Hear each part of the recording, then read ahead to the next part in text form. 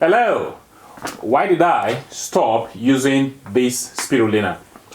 And why did I allow this spirulina to expire on me? And why should you stop using spirulina straight away? The answer is coming up shortly. See you in a couple of seconds.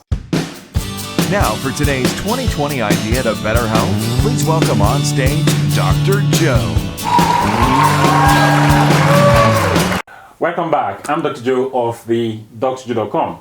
So I'm going to tell you in this video why I stopped using spirulina products and why you should discontinue using spirulina yourself as well. Now, what I'm about to say here has nothing to do with this brand of spirulina. It's got nothing to do with the brand. It's about spirulina across the board, okay? So I just want to make that clear. It's not about brand.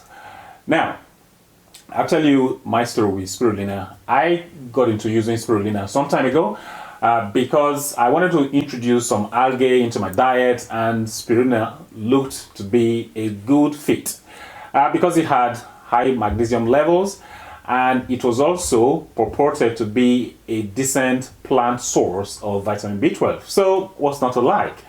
So I started using it. I was applying it to my oatmeal, to my smoothies, and all the rest of it, and everything was going well.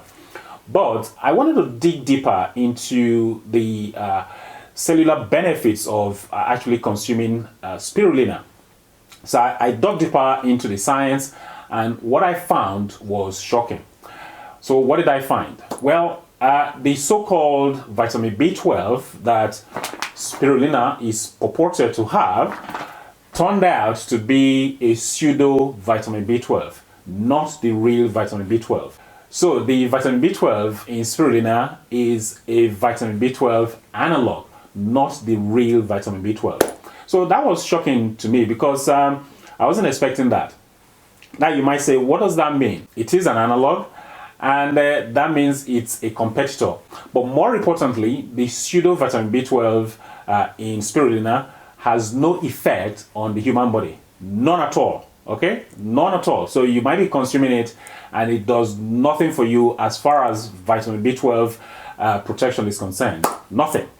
Now, what makes it worse is that it actually competes with the vitamin B12 from other food sources or even from your supplements. So let me just show you graphically what competition actually means. So here is what competition actually means. So in here, you know, this is my graphics, no expense spared graphics. It does the trick. I know it's cheap, but it does the trick.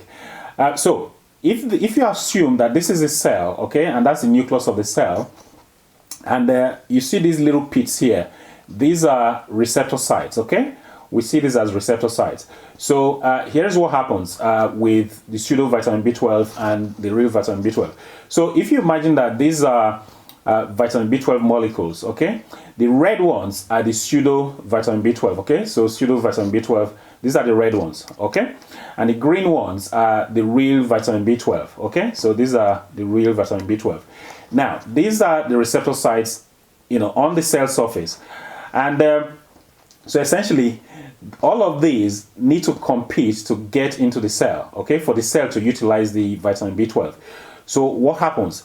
Now, what happens is that they need to attach themselves, okay, these vitamin B12 molecules, both the pseudo and the real vitamin B12, they need to attach themselves to these receptor sites, okay?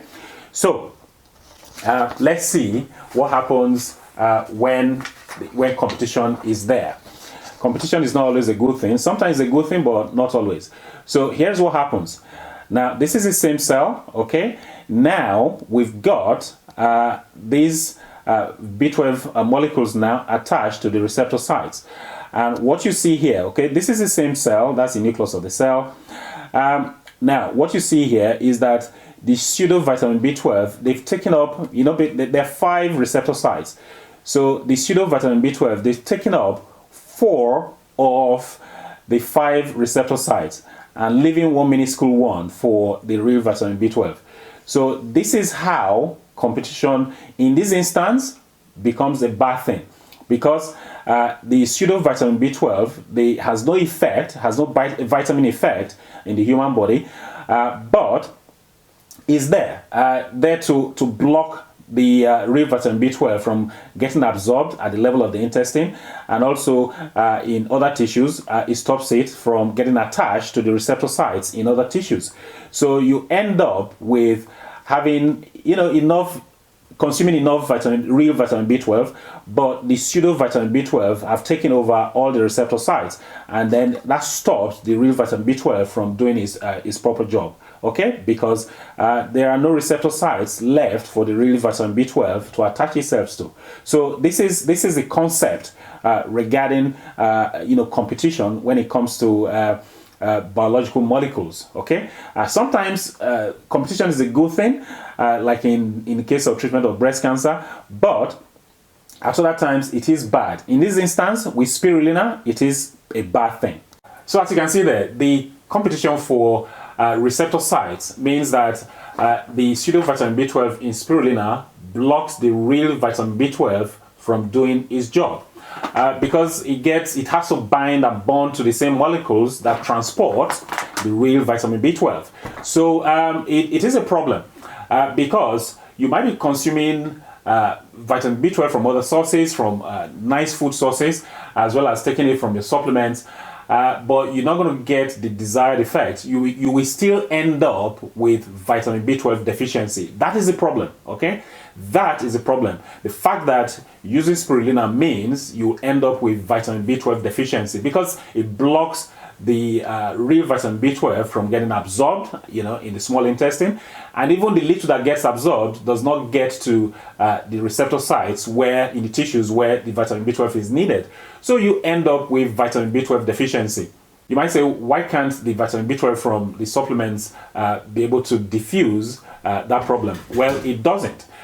Because of the competition for the receptor sites. So you don't really want to use spirulina at all, because of competition for receptor sites with the real vitamin B12 from other food sources and even from your supplements. Now, what makes matters worse is that even your blood test cannot distinguish between pseudo vitamin B12 and the real vitamin B12.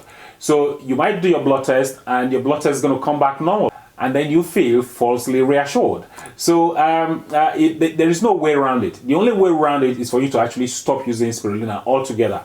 So the lessons here are that the vitamin B12 in spirulina is not the real vitamin B12. It is a pseudo vitamin B12, which means it's an analog. And because it's structurally similar to the real vitamin B12, it competes with the real vitamin B12 and blocks the vitamin B12 from doing its job where it is needed. And then you end up with vitamin B12 deficiency. So you really do not want to go there. And the problem is not solved by just taking vitamin B12 supplements, because in any case, vitamin B12, even from supplements, is poorly absorbed anyway in the small intestine.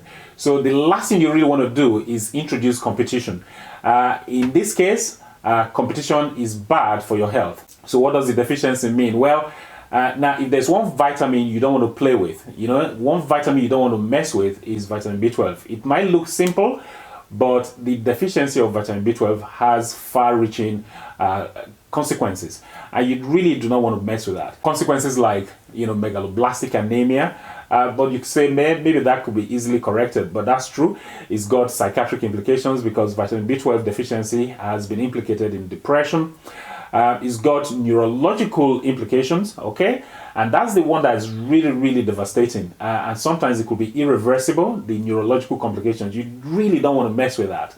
And it's also got cardiovascular implications. If you remember, I did a video where I talked about the link between vitamin B12 deficiency and homocysteine, which leads to strokes and heart attacks. So as you can see, the consequences of vitamin B12 deficiency can be devastating. You really do not want to mess with that vitamin, seriously. So if there's anything that is going to block your vitamin B12 from getting absorbed or from getting utilized by the tissues that need it, you have to avoid that food product altogether. That is my advice. So spirulina belongs to the shelf. You should leave it there. And like I said, it's nothing to do with the brand. All spirulina products have the same problem. They got the pseudo vitamin B12, and the pseudo vitamin B12 is a competitor for the real vitamin B12, and that is not something you want to mess with, okay? So a word is enough for the wise, they say. Please stay away from spirulina altogether. So If you enjoyed this video, as usual, please give the video a thumbs up. Please like the video. Please share this video with your friends, family, and colleagues. And if you got any comments, any questions, please leave them down below. And if you haven't joined us yet at the 2020 Forum platform, please go ahead and do so. We discuss wellness issues over there. I think that's about it. Until next time, well, this is Dr. Joe signing out.